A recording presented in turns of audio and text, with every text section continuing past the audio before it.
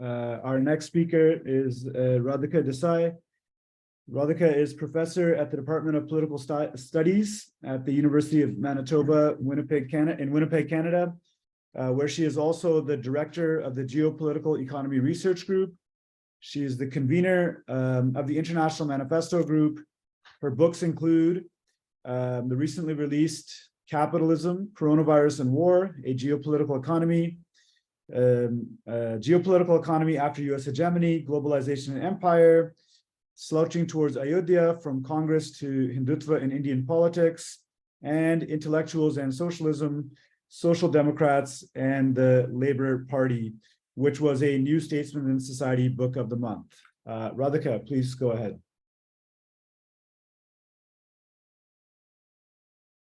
Thanks very much, Bikram, and thanks to all my panelists, co-panelists, and the audience. I think it's really an interesting discussion so far, and I can't wait to get to the question and answer session for a more open discussion. The title I've given to my talk today is a slight variation on the title of the panel. I have given my title as the Geopolitical Economy of Imperialism, Anti-Imperialism, and the Changing World Order. So that's what I'd like to address today. So everyone is aware that we are living through a moment of intensified imperialist aggression, with war, of course, a proxy war against Russia already ongoing for more than a year, and in fact for decades, I would say in some ways, and another one being waged against China so far in a hybrid form, hybrid non-military form, but we don't know where that is going. So it's really a time when understanding of imperialism and its history is desperately needed. However, what we find, and as some of the speakers have already alluded to, we're living in a time where the Western left in particular is basically on the back foot, throwing off a welter of confusing and confused concepts and theories and understandings. So, and many of the left are also indeed directly siding with imperialism, essentially calling Russia's actions imperialist, whereas, and therefore in that sense, something to be condemned, and in effect standing with the West. So how did we get here? How did the left in particular get here? Where should the left really be? These are the questions that I would like to address. So to take the first question of how we got here, I would say that at the core of the disarray of the left lie two very important elements. One is that right from the late 19th century onwards, we had a situation in which more and more the parties of the left, particularly in Europe, essentially became captive of a sort of guns and butter type reformism, in which the left ended up, or substantial sections of the left ended up accepting imperialism in return for some reforms at home, some reforms towards the working class. Of course, this reformism had to be then justified, and the intellectual path towards the justification of this sort of reformism took the form of a particular type of compromise between Marxism on the one hand and mainstream bourgeois science, particularly in the form of neoclassical economics as it had just emerged on the other.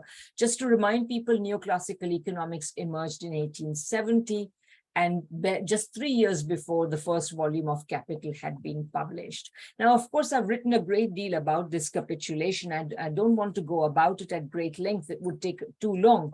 But the effects of that is what I would like to focus on at the moment, because neoclassical economics essentially portrays capitalism as harmonious, necessarily cosmopolitan, that is to say, necessarily a worldwide phenomenon, capable of being a worldwide phenomenon, and necessarily a Promethean system capable of developing human productive capacity forever. Now, insofar, and of course, Marxists did not accept the whole of this view, but it accepted sufficient amounts of this view to make a big difference to the kind of Marxism that they began to profess from this point onwards. So essentially, one of the most fundamental effects was to throw into doubt Marx's very central contention that capitalism was a contradictory form of social organization, that value production, which is the production of abstract value expressed in money, was inherently a quixotic enterprise subject to numerous contradictions. This notion went out of the window. And as a result, and as I will explain very briefly, capitalism's tendency to imperialism is precisely based in these contradictions. So if you do not accept that capitalism is inherently contradictory, then you cannot theorize the relationship between capitalism and imperialism adequately.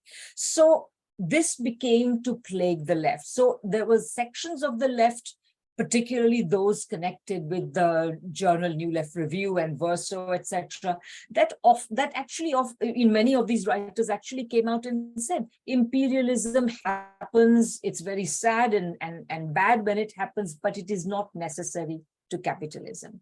Then there was the competing school, the Monthly Review school, which has a long and honorable tradition of opposing imperialism. But when they did so in a relatively untheoretical fashion, not directly connecting it to the core mechanisms of value production. Yes, they made a number of economic connections, but they were relatively unsystematic, far more so than Marx's very systematic account of capitalism as contradictory value production. And so there was, as a result of this dichotomy, there was this dichotomy, and then within that, in between that, a kind of more generic there was a more generic Marxist tendency to focus on isolated elements of the economic relationships. One example that always sticks in my mind is the notion that somehow imperialism has something to do with capital exports. But how can you make this the fundamental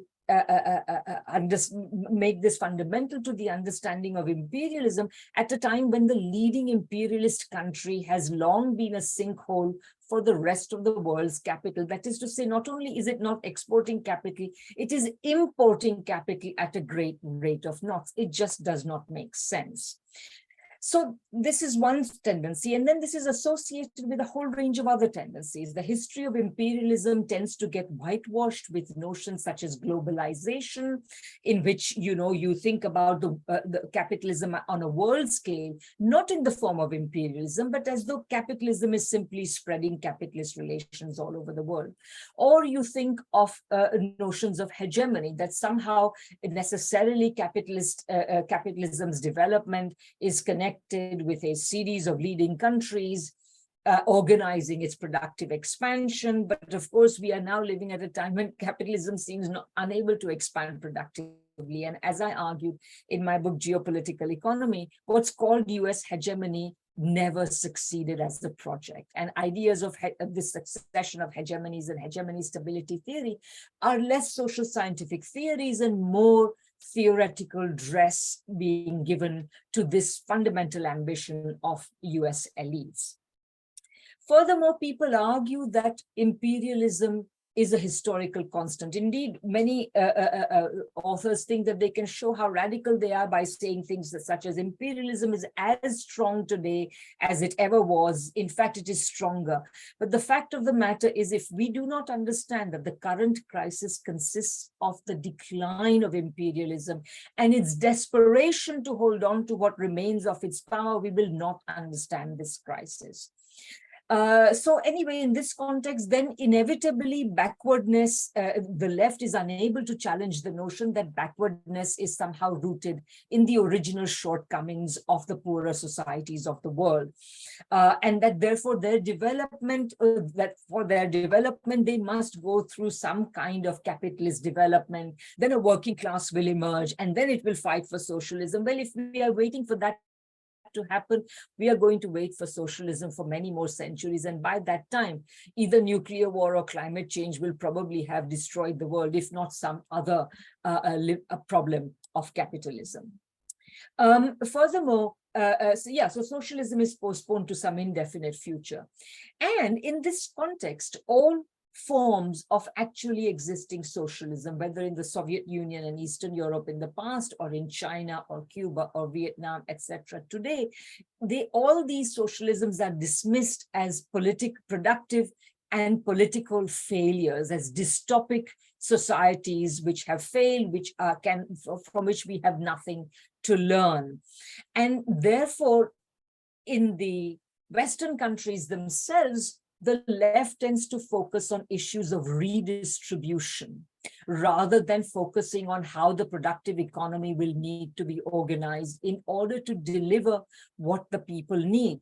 Because the assumption of much of the left is that this latter issue, the production of what people need, this problem will be solved by capitalism. And we are again living in a time where ordinary people, even in the rich countries, are living lives where their needs are far from addressed by the existing capitalist system of production.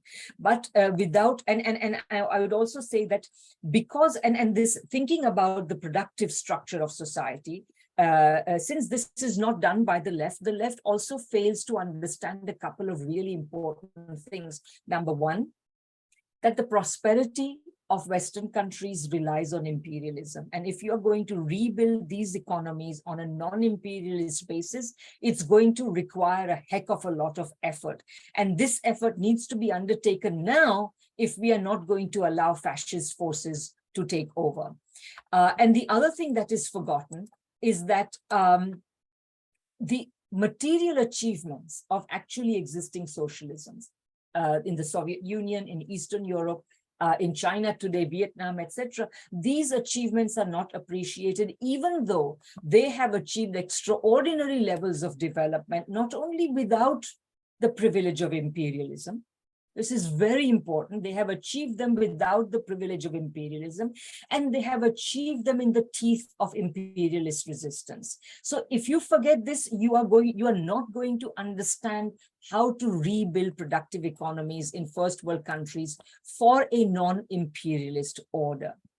Okay, so these are the problems. So where should we really be? What are the solutions? And so I, in my own humble way, have proposed a new way of understanding world affairs, which I call geopolitical economy, and I invite engagement, development, correction, etc. But here's how far I've come in a broad outline. So it's a new approach to world affairs, which is rooted in Marxism, because I feel, and other compatible critical approaches, because I feel that these, particularly Marxism, still offers us the most penetrating insights into the workings of capitalism. And it's also an approach based on the experience of the third world. I don't live there anymore, but I was born and brought up there, and I was very much part of a generation that took India's own development to be key to the broader anti-imperialist project. It's not going as well as you might think. It's in fact going very badly, as Manu has already pointed out, but we can discuss that later.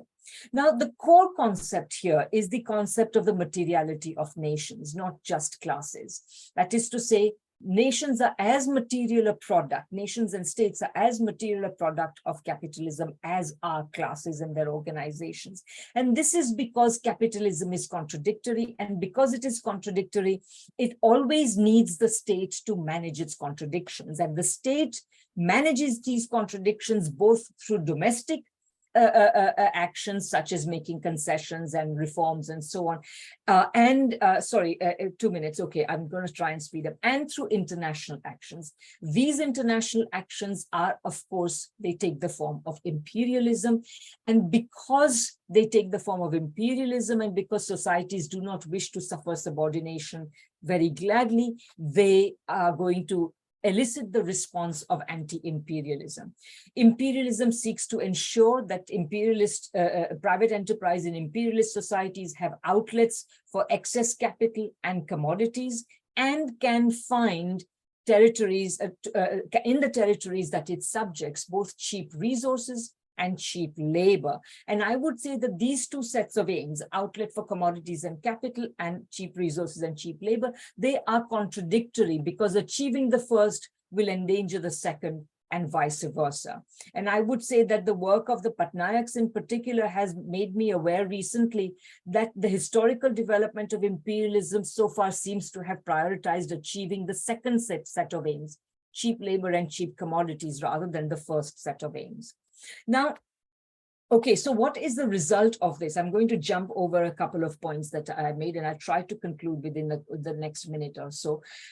So the result is that essentially the imperial world has barely expanded since 1914.